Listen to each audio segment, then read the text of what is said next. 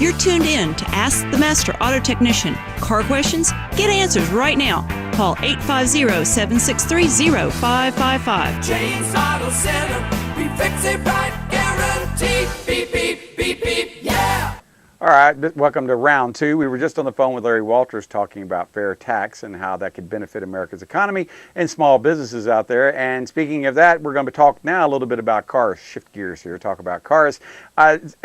On cars out there, we've talk about the biggest things that we see that people overlook in the holiday season. We talked yesterday about tires. People need to pay attention to their tires. They don't pay much attention to them other than the fact that they don't look flat and they got rubber on them. That's about the only thing people pay attention to. I bet the next thing is belts and hoses. Well, that's a good place to go because overheating is the number one reason that cars break down on the highway according to AAA. The number one reason is overheating. Think about it. You blow a small little $2 hose, you're not going very far. You know, if a belt pops off, you're not going very far before it overheats or something starts to happen. So overheating has many weak areas, many weak links out there, whether it's a hose, a belt, a radiator, whatever the component failure may happen. If it leaks coolant and you lose too much coolant, you're not going to be driving your engine very far because it is water cooled. Now, they've changed the way belts are made, too. Yes, they have. And even in the past 15 years, they've changed twice. Well, the biggest thing I know of years ago on the serpentine belts when they first came out in the 80s and 90s, a serpentine belt kind of wraps around this way and that way and this way, and it snakes all the way around the engine compartment. Literally, that's why they call it a serpentine belt. Well, it snakes around them, and back then if you saw 6 cracks per inch, 6 little cracks because they flex this way and that way, it would crack, that it was time to change the belt. And that was a pretty good way of doing it. You know, it didn't take a lot of talent. You say, hey, I got lots of cracks. The belt needs to be changed. Did they give recommendations based on time or mileage on belt replacements? Back then what they did, they looked at the number of cracks per inch. I'm serious. That's how they did it. If you had more than 6 cracks per inch, time to change the belt. Then they came out with new belts that don't crack. Yeah, I know. They did. They came out with belts that are able to flex and they don't crack. So we'd look at a belt after 100,000 miles, we'd go, well, the belt looks okay. There's no cracks in it, but I don't know. How can a belt be good after 100,000 miles? And then we realized what was happening is the belts didn't crack, and they wanted us to check the belt grooves with a special tool that's kind of like about the thickness of a toothpick. And if that tool goes down into the groove and you cannot feel the top of the tool, or feel it or see it if you're having it level. If you're looking at the belt sideways and you lay this tool inside there, if it sucks it all the way down inside where it's buried inside there, that belt is wore out, and that will cause the pulley to slip, and that will cause it not to do what it's supposed to do. And you can get belt noise, and you can have problems with power steering on wet days because water gets underneath it. But they do recommend that belts have a lifespan of about, I would say about 75 to 80,000 miles.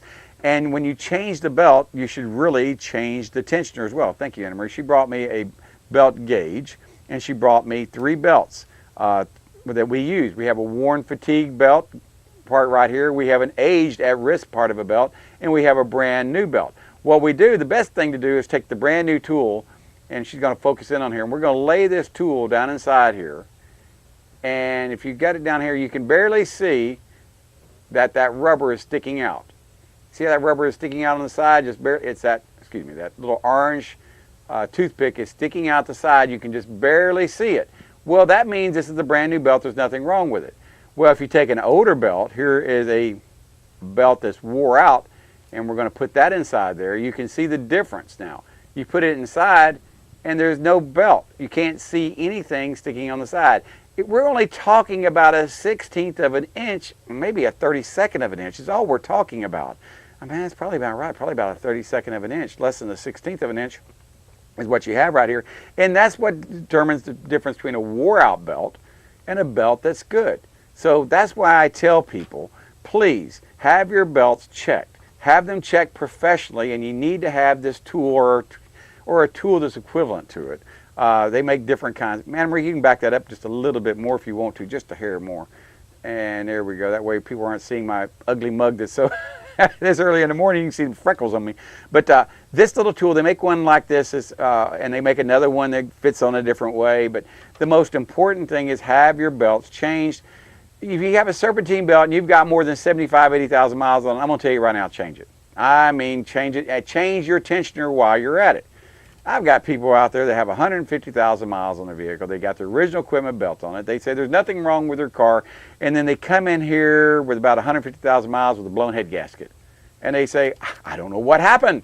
I go, I know exactly what happened. You weren't paying attention to the cooling system. You didn't change your coolant like you were supposed to every couple of years. You waited 5 years to do it. Then all of a sudden, by that time, the coolant got where it ate up the nylon 6.6, caused a leak someplace. Then you had a belt that was slipping, and the next thing you know, you got an overheated engine, and you're paying $5,000 for another engine, or you're having to buy another car. So here's the reality. Let's be proactive. Let's make sure that we check our cars out before we take a trip. If you're curious about this, if you just want to know if your belts wore out, please come by James Auto Center.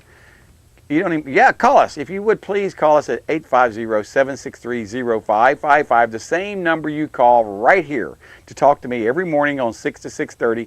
You can call during the week and say, hey, I need someone just to look at my belt. How much are you going to charge to look at my belt? We won't charge you a dime. All you got to do is just come by here. We'll open the hood. I'll walk outside. I'll stick my gauge on it, and I'll tell you if your tensioner is working like it's supposed to. I can tell you if the belt's wore out. I can do all this in about 45 seconds, and you get to meet me.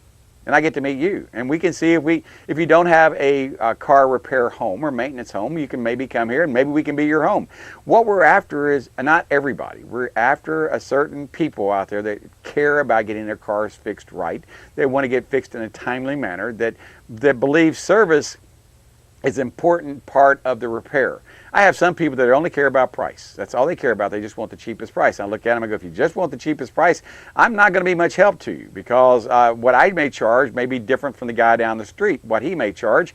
And I don't know if he's making any money, but I know that I have to make money to keep my doors open. That way I can provide the best service, the best parts, the best warranty that I can possibly provide for my customers. And this is what we do here at James Auto Center. We sell service. If you want parts and labor, that's all you're interested in, parts and labor, I guess I'm just not your shop. But if you're interested in service, you're interested in someone taking care of you, you're interested in making sure that you're not in a bind. One of the things I do here at James Auto Center is when customers have to leave their car for repair work, we give them a loaner car. Yeah, we give them a loaner car. How much does it cost them? Just got to put gas back in it that you use. Well, if you tear it up, your insurance is going to take care of it. But the point is, we try to take care of our customers. We understand the most important thing to you is your freedom to get from point A to point B, without being encumbered by a broken down car or a car that won't start. That's why cars get towed in here. Not that they won't stop, not that they make strange noises. Well, they do get, they do come in for that. But the biggest reason they come into my shop on a wrecker is because they won't start or they won't stay running. And sometimes it's something very, very, I wouldn't say sometimes, a lot of times it's preventable. A lot of the times these problems are preventable.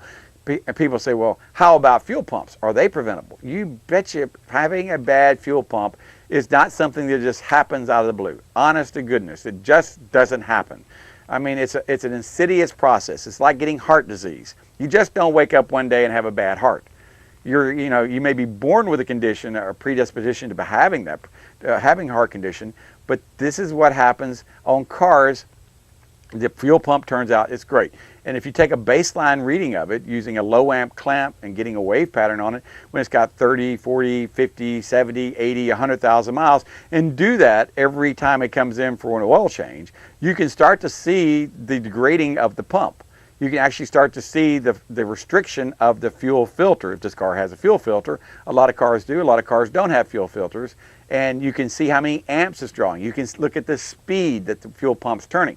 I've had people come in here and say, what do you mean my fuel pump's bad? And I said, I'm just telling you, you've got a problem with your fuel pump. Look at this picture right here.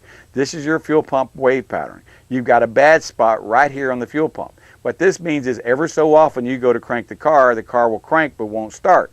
And then by the second or third time you try it, the car starts and runs fine, and it may not repeat itself, or you may not have a problem, or you may not even notice you're having a problem. But I'm telling you right now, if you don't be prepared for this, it's going to leave you stranded. And that's something that I try to encourage shops out there when I go to class out there. I try to encourage a lot of shops that are doing repair work, preventive maintenance work, to do a low amp clamp reading on a fuel pump wire, just to get a baseline of what it looks like. And I had a couple of shops say to me, well, I have a hard time trying to sell a fuel pump to a customer just on a squiggly line. And I said, what you do is you have lots of good looking fuel pump wave patterns that you can show what they look like. And then when you show what a good wave pattern looks like, and then you show what the wave pattern looks like on this customer's car, it's got they understand what's going on. When they see, it's kind of like a heartbeat. If you see enough good heartbeats on a doctor's show, you say, oh yeah, it looks normal. You know, that's how they're supposed to look. But when you see one that flat lines, you go, that's not a good line. Well, that's not what it's supposed to look like. Well, it's the same thing on a fuel pump wave pattern. It's just like reading a heartbeat, and you look for certain signals, and you see how it repeats the signal ever so often, because like there's 8 divisions on a fuel pump. I think it's 6 or 8 anyway. And you can look at the wave pattern and see where there's a bad spot on the armature of the fuel pump. And that's how you can determine what you need to do to tell the customer, hey, I'm letting you know right now this fuel pump's working great, but you've got a problem with it. I want you to save your money up and be prepared to be replacing this fuel pump really soon, because if you don't, it's going to leave you stranded on the side of the road. Fuel pumps have a lifespan of about 100,000 miles, give or take. I've seen some go a lot further than that. I've seen some go 200,000 miles, 300,000 miles. But then I've seen those out there that last, well, I'd say on average of about 100,000 miles. I've got customers bringing cars to me since the cars had 100,000 miles, and now they're pushing almost 400,000 miles. I got Volvos out that come in like that. I got Chevrolets that come in like that. And the biggest thing that I tell them is, please take care of your cooling system. Please keep an eye on your fuel pump. All these things are preventable. That's why these cars have such high mileage, because we see the problems before they become problems by doing a wave pattern pump. Look at their wave pattern on their fuel pump, and we look how much heat their cooling system's getting rid of. If those two things of preventive maintenance can save you a lot of time and money. So if your shop's not doing that, please encourage them to do a wave pattern reading on your fuel pump with a low amp clamp and see how much heat your radiator's getting rid of. You should be getting rid of 30 degrees of heat. You should have a nice, good, clean pattern on your fuel pump. If you're not, you need to figure out why and get prepared to replace it or figure out what the problem is before you get stranded. This is James Morris. We look forward to hearing from y'all tomorrow morning right here on WPGX Fox 28. Give us a call, 850-763-0555. Bye-bye, everybody. James Auto Center, we fix it right, guaranteed. Beep, beep, beep, beep, yeah.